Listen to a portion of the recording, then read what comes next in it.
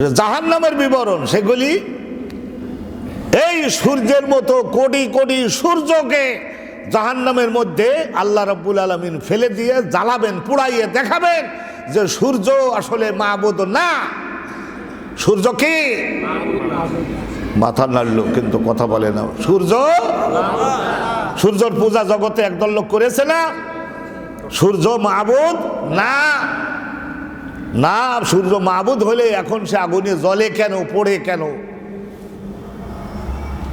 কোরআনে আল্লাহ বলেছেন লা তাসজুদু লিশ-শামসি ওয়ালা লিল-কামার, সূর্যের পূজা করো না, চন্দ্রের পূজা করো না। এরা তোমাদের খেদমতে আমার বানানো সৃষ্টি, তোমাদের খেদমত করবার জন্য আমি নিয়োজিত করেছি।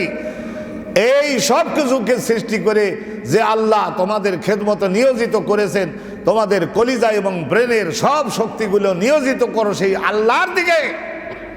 আল্লাহর জন্য তোমরা সেজদা করো, আল্লাহর জন্য কলিজা নিংড়ে ভালোবাসা মহাব্বতটা দাও। কপাল খুলবে, কপাল খুলবে, কপাল খুলবে, রহমত হবে, বরকত হবে।